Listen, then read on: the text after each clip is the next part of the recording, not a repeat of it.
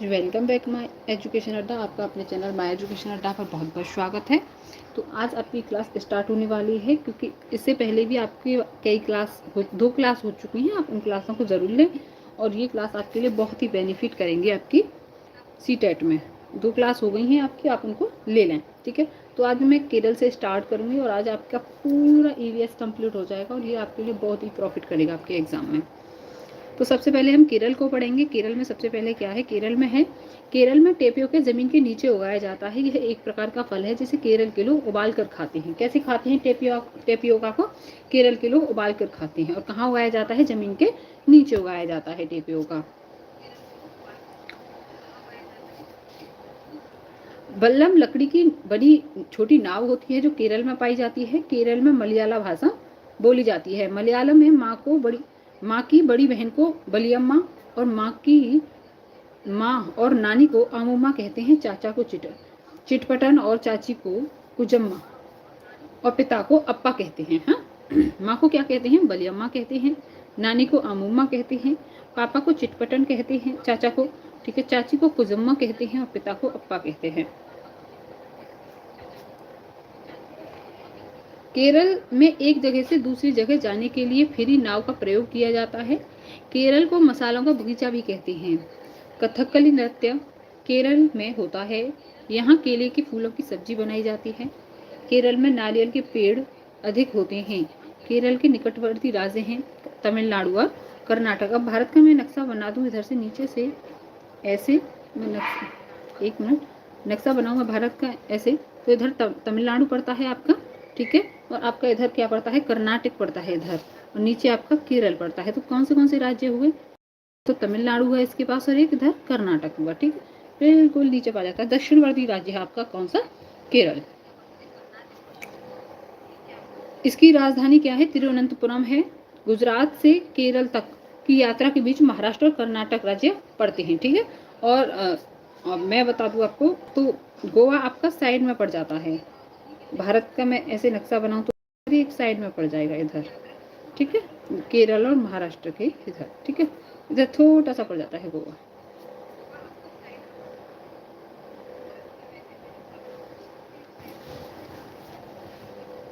कोझिकोड कहाँ पे है आपका? केरल में है। मल्लापुरम जिला केरल में है। कहाँ पे है मल्लापुरम जिला आपका? केरल में है। गोवा से केरल तक रेल के रास्ते से 92 सुरंग और 2000 पुल पड़ते हैं। कितने पड़ते हैं? 92 सुरंग पड़ती हैं, 2000 पुल पड़ते हैं। तमिलनाडु के दक्षिण में स्थित इसके पड़ोसी राज्य केरल, कर्नाटक और तेलंगाना हैं। कौन से हैं इसके पड़ोसी राज्य? है केरल है, कर्नाटक है और तेलंगाना है, ठीक है। अब पढ़ेंगे हम असम को। असम मोस्ट इम्पोर्टेंट है आपके पेपर में, ठीक है। असम में घर जमीन से 10-12 फीट ऊपर होते हैं। ऊंचाई में बनाने की वजह भारी बारिश होती है। जो ऊंचाई पर घर बनाए जाते हैं, जैसे कि मैं बता दूं, केरल के घर यहाँ पे जैसे कि बांस की लकड़ियाँ हैं ये, और ठीक है, यहाँ पे पानी है आपका ऐसे, ठीक है, और यहाँ पे ये घर है असम का, ठीक है, ये वाला घर है आपका असम का। नीचे ये बांसों के खंभों पे बना हुआ होता है आपका घर, उसका घर असम में, ठीक है। और यहाँ पे ये पानी होता है, पानी भरा रहता है, क्योंकि केरल में, वहाँ पे असम में बारिश ज़्यादा होती है आपकी, ठीक है। कितनी फीट ऊपर होती हैं? 10-12 फीट ऊपर होती हैं। ऊंचाई पर बनाने की वजह भारी बारिश होती है। बांस से बनाए जाते हैं और अंदर भी लकड़ियों का प्रयोग होता है। असम में बांस और रस्सी के पुल बनाए जाते हैं। यहाँ बारिश बहुत अधिक होती है, कभी कभी घुटनों तक पानी भर जाता है। यहाँ बांस को गरीबों का टिम्बर कहते हैं। क्या कहते हैं? बांस को गरीबों का टिम्बर। अब आते हैं बिहू पर। बिहू एक त्योहार है। कहाँ पे मनाया जाता है? असम में मनाया जाता है। मैं आपको बता देती हूँ थोड़ा। बिहू असम में मनाया जाने वाला एक त्योहार होता है।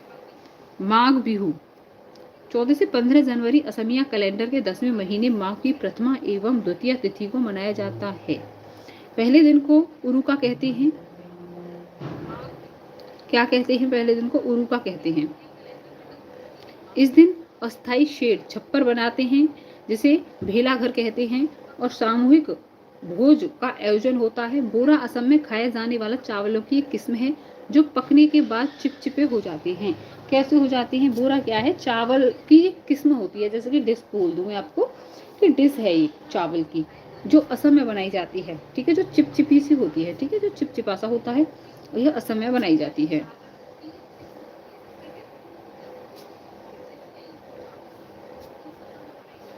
भेला घर बांस के घास और बांस से बनाया जाता है। भेला घर किससे बनाया जाता है? तो घास और बांस से बनाया जाता है, ठीक है। ताव कढ़ाई का आग पर रखकर उसमें पानी,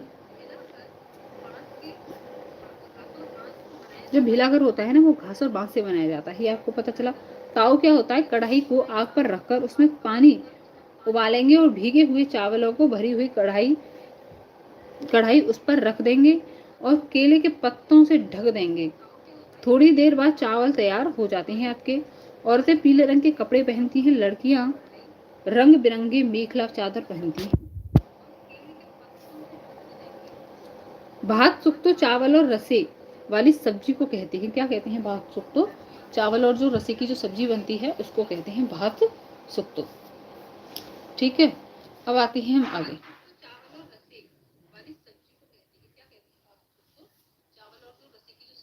राजस्थान, क्या पढ़ेंगे? राजस्थान पर।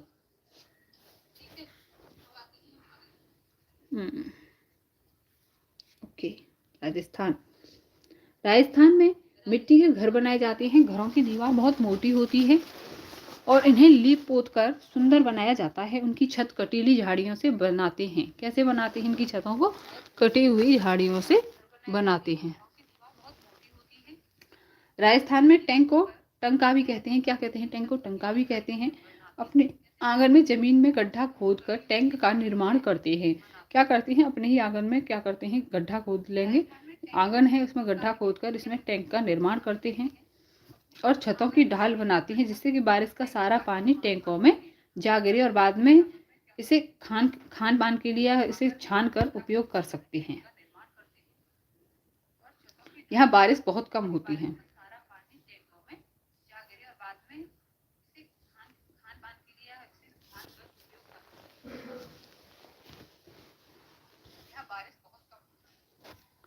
टेगला गांव 1600 मीटर ऊंचा और राजस्थान के झालर पतन या झलवार में है।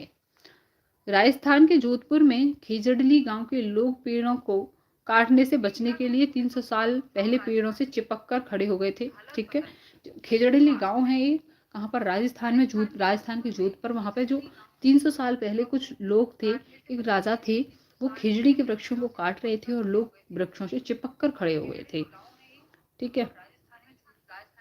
आज 300 साल बाद भी यहाँ के लोग जो विष्णुई कहलाते हैं वो पेड़ों और जानवरों के प्रति संवेदनशील हैं और इनकी रक्षा करते हैं। यहाँ शिकार करना, पेड़ों को काटना वर्जित है। राजस्थान में होते हुए भी ये गांव हरा भरा है। यहाँ जानवर बिना किसी डर के इधर उधर घूमते हैं। खेजड़ली गांव खेजड़ी पेड़ पाए जाते हैं। यह पेड़ राजस्थानी इलाके में खूब पाया जाता है। इसे ज्यादा पानी की जरूरत नहीं होती। इसकी छाल दवाई बनाने के काम आती है। क्या करने के काम आती है? इसकी छाल दवाई बनाने के काम आती है।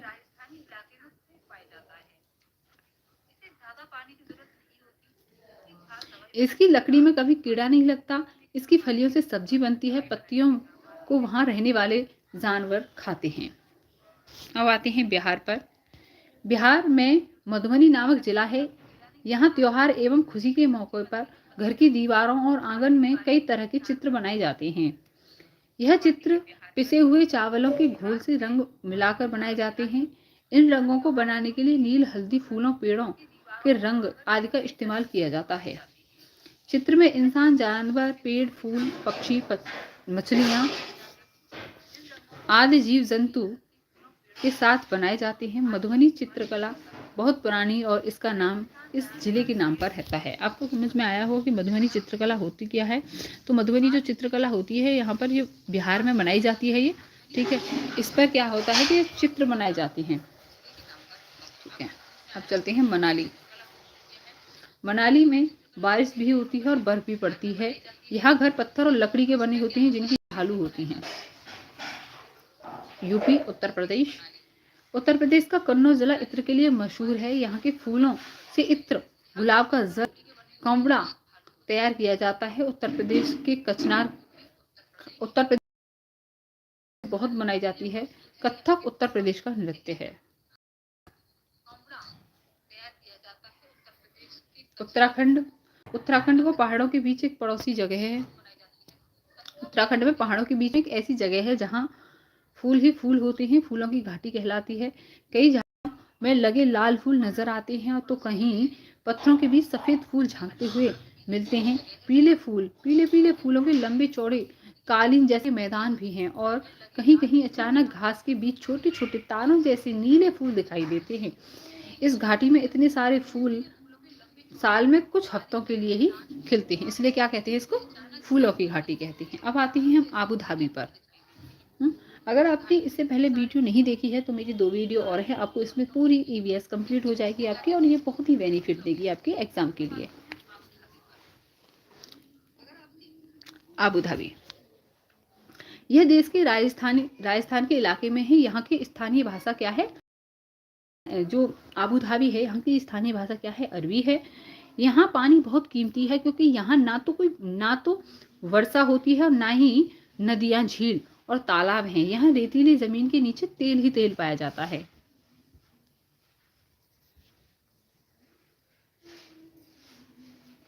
यहाँ खजूर के पेड़ अधिक मात्रा में दिखाई देते हैं क्योंकि ये पेड़ राजस्थानी इलाके में पाए जाते हैं। और आबू धाबी की करेंसी दिरहम है। क्या है आबू धाबी की करेंसी, दिरहम। आबू धाबी में रेत के पहाड़, रेत के टीले पाए जाते हैं। क्या पाया जाता है, रेत के पहाड़ पाए जाते हैं, रेत के टीले पाए जाते हैं। लद्दाख, अब आती है लद्दाख के ऊपर। लद्दाख पहुंचने के लिए जम्मू कश्मीर पार करना पड़ता है। लद्दाख को ठंडा रेगिस्तान, कोल्ड डेजर्ट भी कहते हैं। लद्दाख में घर पत्थर के होते हैं, इनकी छत और फर्श लकड़ी के होते हैं। यहाँ वर्षा क्या है, कम होती है। लद्दाख को क्या कहते हैं, भारत का सूखा रेगिस्तान कहते हैं, बिना बर्फ का रेगिस्तान भी कह सकते हैं हम इसको, सॉरी बिना बारिश का रेगिस्तान। यहाँ बर्फ बहुत पड़ती है। यहाँ पेड़ पौधे नहीं होते। यहाँ 1-2 फ्लोर की बिल्डिंग होती हैं, घर पत्थरों के होते हैं, दीवार मोटी और उस पर चूने की मोटी परत चढ़ी होती है। लकड़ियों की सीढ़ी का प्रयोग होता है। यहाँ पे मोटे पेड़ की तना जो होती है उसकी छत बनाते हैं, जो मजबूत बनाने के काम करता है। जो मोटे तने होते हैं ना, उनकी छतें बनाई जाती हैं जो छत को मजबूती प्रदान करते हैं। जो ग्राउंड फ्लोर होता है यानी कि नीचे वाला फ्लोर हो, उसमें जानवरों को रखा जाता है। जब ज़्यादा सर्दी पड़ती है तो खुद भी ग्राउंड फ्लोर में रहने आ जाते हैं। ग्राउंड फ्लोर में विंडो नहीं होती है। गर्मी के मौसमों में यह लोग फल सुखा लेते हैं और सर्दियों में इनका इस्तेमाल करते हैं। लद्दाख क्षेत्र राजस्थान के सबसे ठंडा, मतलब भारत का सबसे ठंडा रेगिस्तान है। हाँ, भारत में ठंडे रेगिस्तान मानसून से प्रभावित नहीं होते क्योंकि वे अधिक ऊंचाई पर होते हैं और हिमालय की वृष्टि छाया में पड़ते हैं। मतलब इसका है कि जो लद्दाख है वो भारत का सबसे ठंडा रेगिस्तान है। यहाँ पर वर्षा बहुत कम होती है, ठीक है, होती ही नहीं है, बहुत कम होती है, ठीक है। और जो ये भारत का सबसे ठंडा रेगिस्तान है और हिमालय की वृष्टि छाया में पड़ने की वजह से यहाँ पर बारिश भी बहुत कम होती है। नेक्स्ट चलेंगे, लाल मिर्च, नारंगी कद्दू और सुनहरे पीले भुट्टे यहाँ मिलते हैं। श्रीनगर से लद्दाख जाते हुए कारगिल रास्ते पे पड़ता है। जैसे कि मैं भारत का नक्शा आपके सामने ऐसे बनाऊं तो आपका श्रीनगर कहाँ पर पड़ता, जो आपका लद्दाख है वो इधर साइड पड़ता है, JNK आपका यहाँ पड़ता है, आपका JNK, ठीक है। और जो श्रीनगर है वो यहाँ पर पड़ता है। तो हम जब जम्मू कश्मीर से लद्दाख जाएंगे, इधर साइड में जाएंगे तो क्या बीच में पड़ेगा, श्रीनगर बीच में पड़ता है। बताइए श्रीनगर जो है उसकी जम्मू कश्मीर की राजधानी क्या है, आप बताएंगे। यहाँ सकरे रास्ते होते हैं। पहाड़ी इलाके में नारियल का टेंट इस्तेमाल किया जाता है। जो नायलॉन होता है उनके टेंट का इस्तेमाल कहाँ पर किया जाता है, पहाड़ी इलाकों में किया जाता है। लद्दाख में जुले जुले का मतलब होता है, मतलब वेलकम होता है, मतलब स्वागत करने के लिए किसी को क्या कहते हैं, जुले जुले, ठीक है। ट्रॉली, लकड़ी से बना झूला का इस्तेमाल लद्दाख में नदी को पार करने के लिए किया जाता है। स्किट पोपुल लद्दाख का एक गांव है, ठीक है। नेक्स्ट चलेंगे, चांगथांग जनजाति होती है आपकी, जो कहाँ पर पाई जाती है, तिब्बत में पाई जाती है। चांगथांग पश्चिमी और उत्तरी तिब्बत की ऊंचे पठार है। यहाँ 5000 मीटर ऊंचाई पर स्थित है। मतलब ये जो चांगथांग है ये तिब्बती इलाके में पाया जाता है, जो कितना है, 5000 मीटर ऊंचा स्थित है, जो कुछ हद तक भारत के लद्दाख के क्षेत्र के दक्षिण पूर्व में फैला हुआ है। यहाँ एक भी पेट्रोल पंप नहीं है। लद्दाख में एक भी पेट्रोल पंप नहीं है। यहाँ चांगपा नाम की एक प्रजाति है जिसकी आबादी कुल 5000 लोग हैं वहाँ पे। मतलब जितने भी चांगपा जनजाति के लोग हैं कितने होंगे, लगभग 5000 होंगे आपके। हाँ, यह हमेशा अपनी भेड़ बकरी के साथ घूमते रहते हैं। जो चांगपा जनजाति के लोग हैं, चांगपा लोग अपने टेंट को रेवो कहते हैं। क्या कहा जाता है, ये क्वेश्चन काफी बार बना है, बड़ा ही अच्छा क्वेश्चन है ये, कि चांगपा जनजाति के लोग जो अपने उनकी जो टेंट होती हैं उनको क्या कहते हैं, रेबो कहते हैं। तो ये ऐसी चीजें बड़ी ही अच्छी होती हैं, इनको बहुत ध्यान से देखना चाहिए हमको, ठीक है। ये कई बार सीटेट के क्वेश्चन में एग्जाम में पूछा गया है आपका। हाँ, तो बताइए चांगपा जनजाति के लोग अपने टेंट को क्या कहते हैं, रेबो कहते हैं। हाँ, अपनी किसके साथ रहते हैं, अपनी भेड़ बकरियों के साथ रहते हैं। यहाँ सर्दियों में 70 किलोमीटर पर हवा चलती है। कितनी हवा चलती है, 70 किलोमीटर पर हावर की। चांगपा की भाषा चांगथांग का मतलब ऐसी जगह जहाँ पर कम लोग रहते हैं। रेवो अर्थात टेंट के पास की एक ऐसी जगह होती है जिसे ये लोग लेखा बोलते हैं। क्या बोलते हैं, लेखा बोलते हैं, जहां से ये अपनी बकरी और भेड़ों को रखते हैं। रेबो किसको कहते हैं, जहां पर अपनी ये भेड़ बकरियों को रखते हैं। हर परिवार में अपने जानवर एक विशेष प्रकार का चिन्ह बनाता है। मतलब हर परिवार में जानवर होती हैं और वह अपने जानवरों का एक विशेष प्रकार का चिन्ह बनाता है। औरतें और छोटी बच्चियां जानवरों को गिनकर चराने ले जाती हैं और फिर लौटने पर उन्हें दोबारा गिनती हैं। प्लीज आप चैनल को सब्सक्राइब कर लीजिए। यह लोग अपनी बकरियों को शेयर कर दीजिए, सब्सक्राइब कर दीजिए, थोड़ा मोटिवेट करेंगे आप तो। सब्सक्राइब कर लीजिए, चैनल को शेयर कर दीजिए, लाइक कर दीजिए। यह लोग अपनी बकरियों को ऊंचाई और ठंडी जगह पर चराने ले जाते हैं, जिससे बकरियों के बाल घने और मुलायम होते हैं। विश्व प्रसिद्ध पश्मीना शॉल के बारे में पढ़ेंगे अब।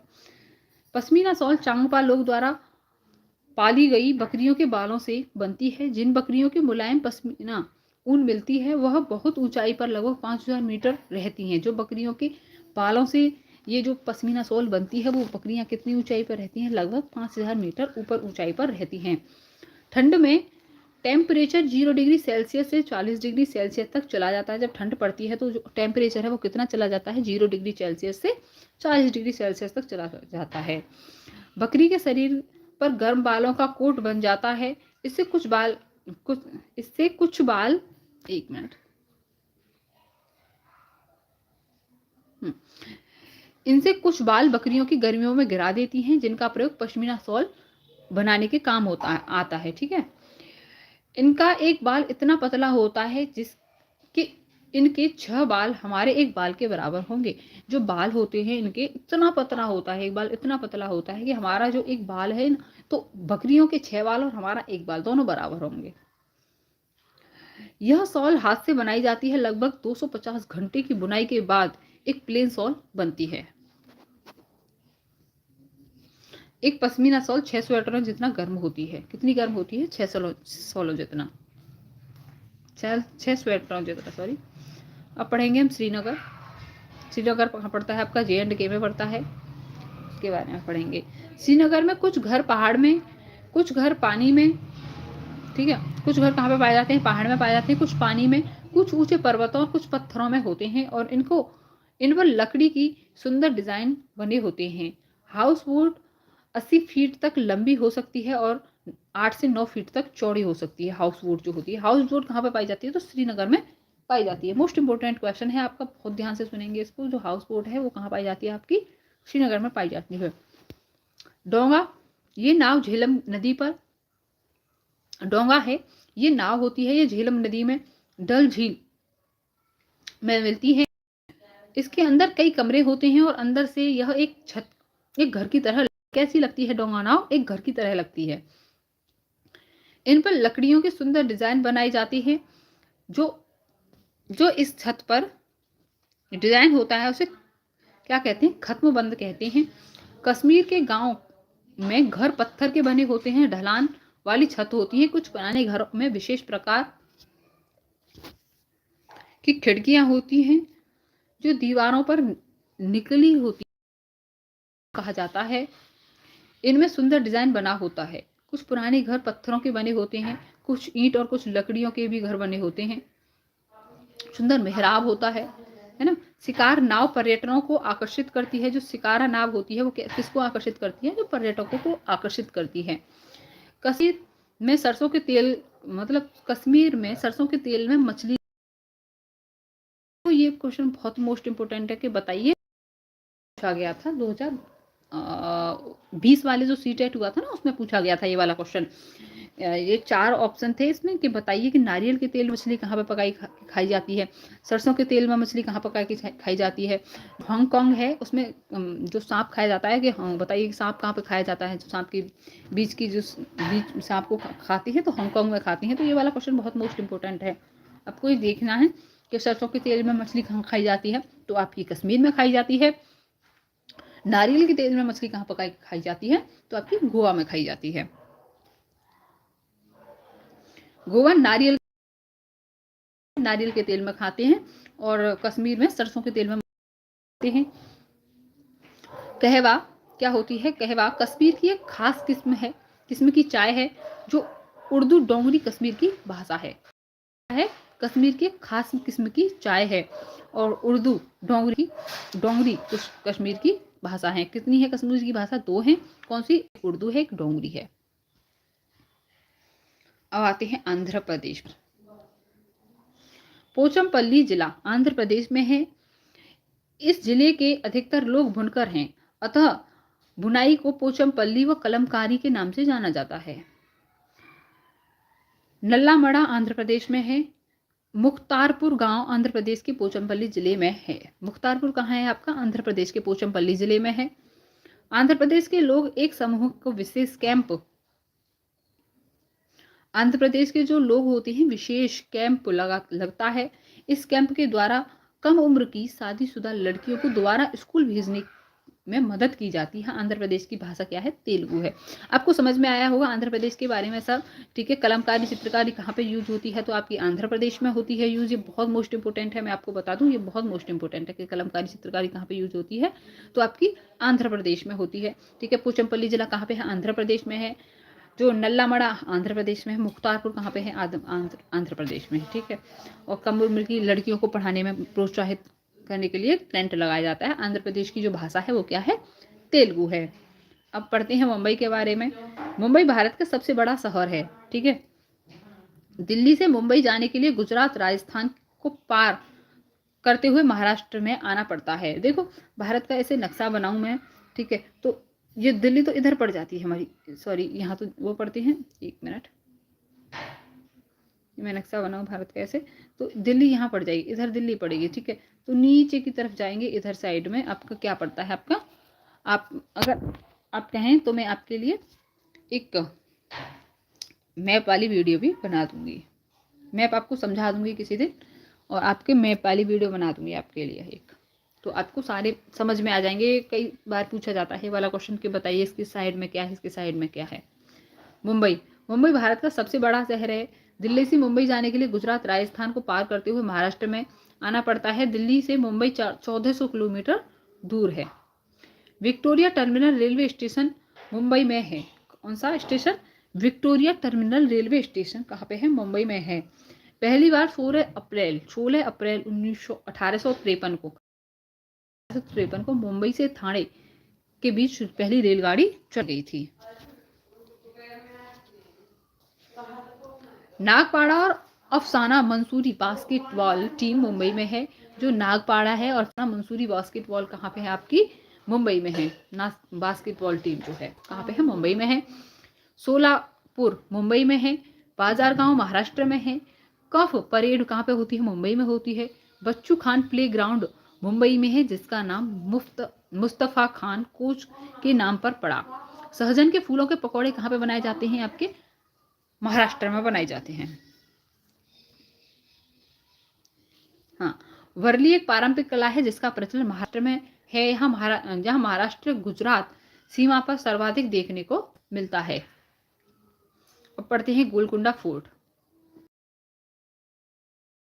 का एक भाग, एक गोलाकार शेप बेसन्स या बुर्ज कहते हैं, गोलकुंडा की बाहरी दीवारों पर ऐसे 87 बुर्ज हैं। कितने बुर्ज हैं गोलकुंडा की जो बाहरी दीवार है, बस कैसे बुर्ज हैं? 87 बुर्ज हैं। कुतुबशाही सुल्तानों ने गोलकुंडा में 1518 से 1687 तक शासन किया था। किसने? कुतुबशाही सुल्तानों ने। नेक्स्ट चलते हैं। इससे पहले 1200 ईस्वी में गोलकुंडा किला मिट्टी का बना हुआ था। किसका बना हुआ था गोलकुंडा किला? मिट्टी का बना हुआ। दीवारें दूर तक देखने में मदद करती थी, जिससे आक्रमण का पता चल जाता था।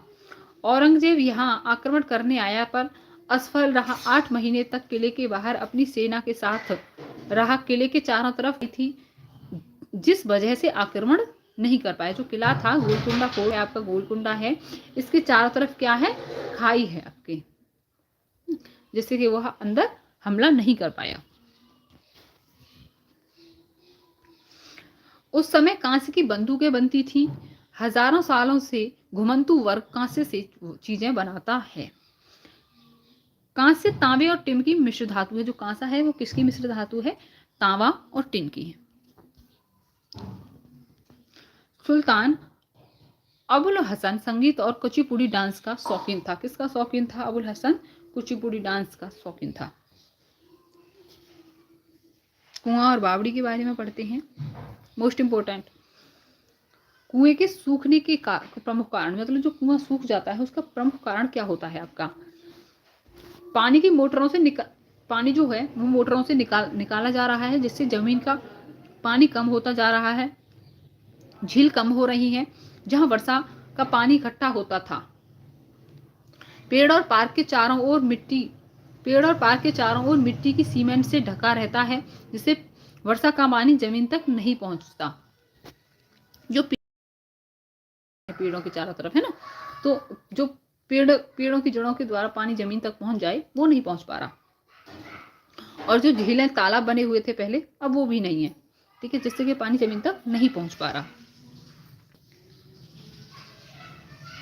सीढ़ीदार कुएं और बावड़ी जल भंडार तथा संरक्षण की एक पारंपरिक व्यवस्था के साथ जल स्रोत के रूप में भी उपयोग होते हैं।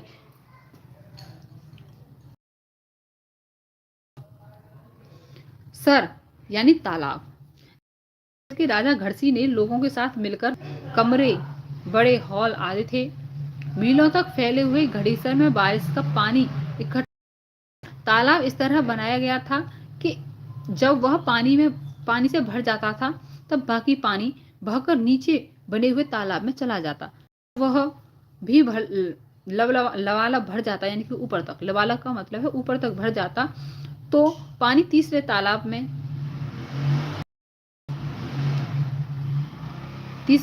चला जाता। इस तरह 9 तालाब एक दूसरे से आपस में जुड़े थे।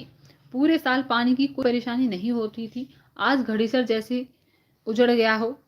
9 तालाबों के रास्ते में मकान और कॉलोनियां बन गई हैं। इस इकट्ठा होने वाली पानी अब तालाब की तरफ न जाकर बेकार बहता रहता है।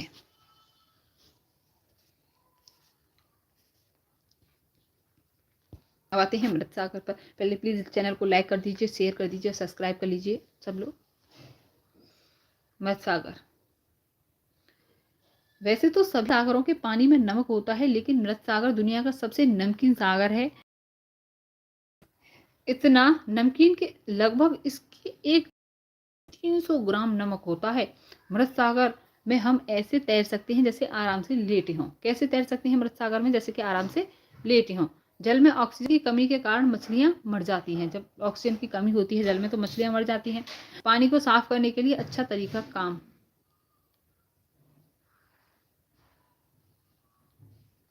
पानी को साफ करने के लिए सबसे अच्छा तरीका पानी को उबालना है। गंदा पानी पीने से दस्त, हैजा हो सकते हैं। दस्त, उल्टी में शरीर के बहुत सारा पानी बाहर निकल जाता है। लिंगहुन फेन शाम के मांस बनाया जाने वाला पकवान है, जिसे हांगकांग में खाया जाता है। लिंगहुन फेन को कहाँ खाया जाता है? हांगकांग में खाया जाता है। अब आते हैं पेट्रोलियम। पेट्रोलियम में प्राकृतिक रूप से बनता है। इस पर इसके बनने की गति बहुत धीमी होती है। इसके बनने में लाखों करोड़ों साल लग जाती हैं। जमीन से निकलने वाला कच्चा तेल गहरे रंग का गाढ़ा तरल पदार्थ होता है। यह गंध होती है। इसे रिफाइन किया जाता है। रिफाइन करने के बाद इससे मिट्टी का तेल, डीजल, पेट्रोल, वायु यान में प्रयोग होने वाला ऑयल, एलपीजी, मोम, कोलतार ग्रीस बनता है। एनीमिया, रोगों पर आ जाते हैं, कुछ रोग पढ़ देते हैं। एनीमिया हीमोग्लोबिन या आयरन की कमी के कारण होता है। यह शारीरिक एवं मानसिक रूप मतलब शरीर और मन दोनों को प्रभावित करता है। इससे बच्चे ठीक से नहीं पढ़ पाते। यह एक एनर्जी लेवल लो रहता है, पढ़ाई में ध्यान बच्चे का नहीं लगता।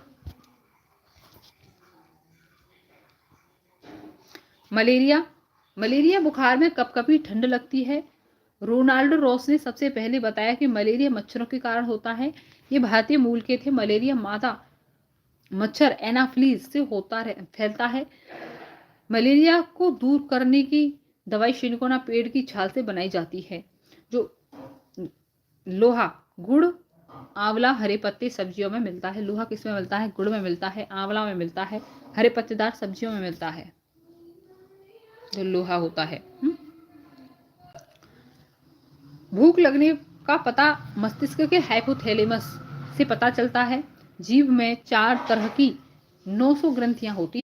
अगर खाने से लार से टाइलिन निकलकर स्टार्च का माल्टोस शुगर में बदल जाता है, जिससे भोजन मीठा लगने लगता है। पकाने का तरीका भूनकर, उबालकर, तलकर, सेककर। सबसे बेस्ट कौन सा है? सबसे बेस्ट है तो आपका भूनकर।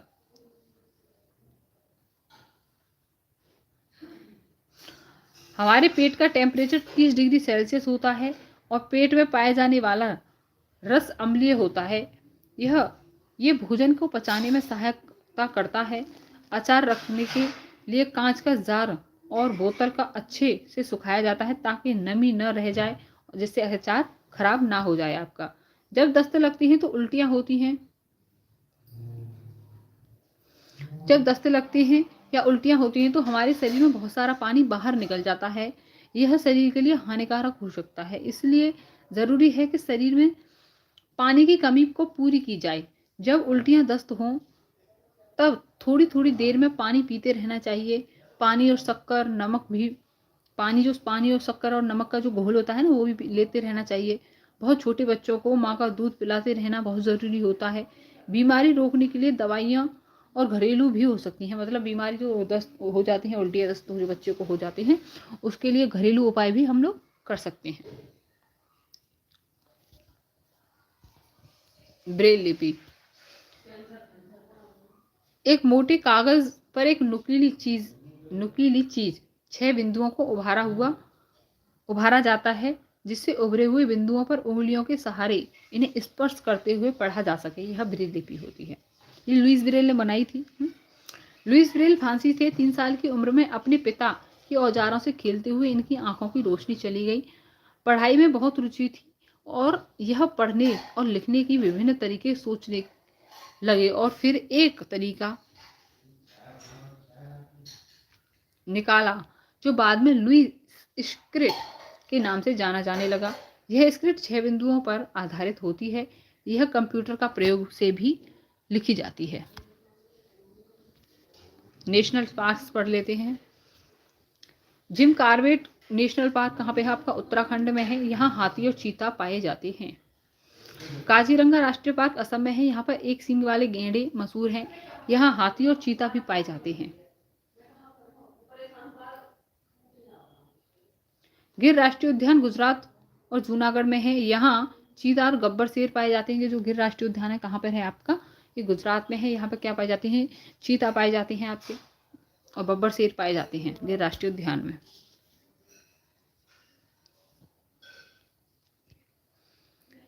बांदीपुर राष्ट्रीय पार्क कर्नाटक में है। यहाँ हाथी और चीता पाए जाते हैं। भारत का पहला राष्ट्रीय उद्यान जिम कॉर्बेट राष्ट्रीय उद्यान है। कौन सा है भारत का पहला राष्ट्रीय उद्यान? तो जिम कॉर्बेट है। भारत का सबसे बड़ा राष्ट्रीय उद्यान है हिमिस, लेह लद्दाख में, लेह जम्मू कश्मीर में है।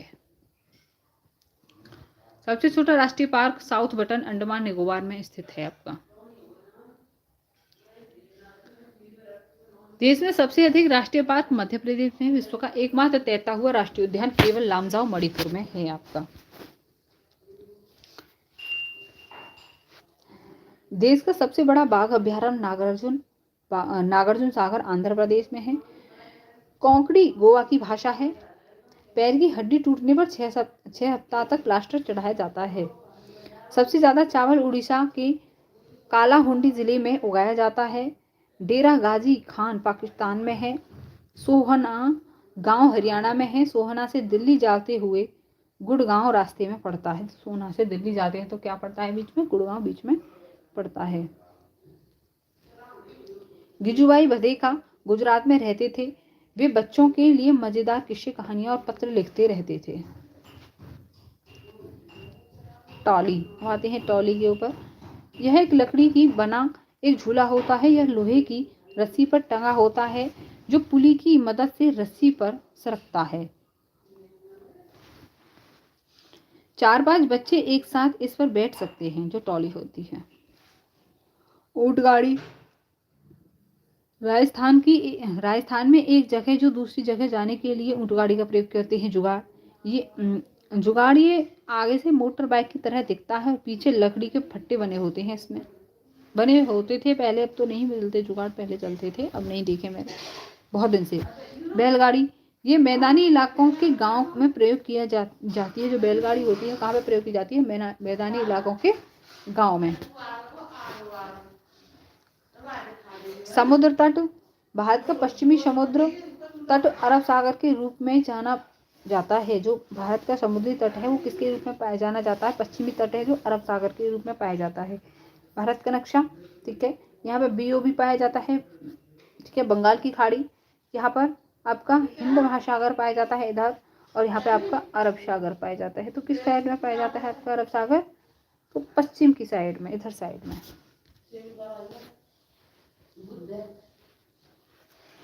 पश्चिमी समुद्र अरब सागर के रूप में जाना जाता है, जिसके किनारे महाराष्ट्र, गुजरात, कर्नाटक, केरल, गोवा राज्य पाए जाते हैं, मतलब स्थित हैं। पाए जाते हैं क्या? स्थित हैं।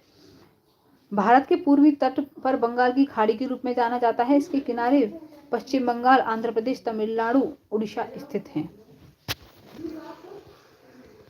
गैस, द्रव्य से गैस में परिवर्तित होने के लिए वाष्पीकरण, मतलब जब द्रव्य से गैस में कोई चीज परिवर्तित होती है तो उसको क्या कहते हैं? वाष्पीकरण कहते हैं। वाष्पीकरण की प्रक्रिया उस समय धीमी होती है जब सतह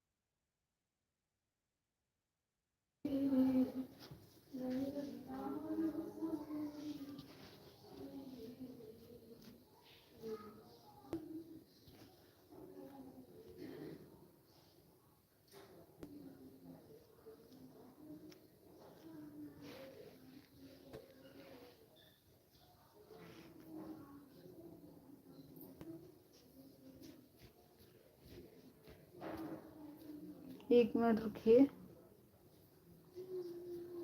काजीरंगा पड़ गई, ऊंटगाड़ी, बैलगाड़ी, समुद्र तट। ओके, गैस पर थे हम। द्रव्य से गैस, एक मिनट थोड़ा जूम कर लेती हूँ।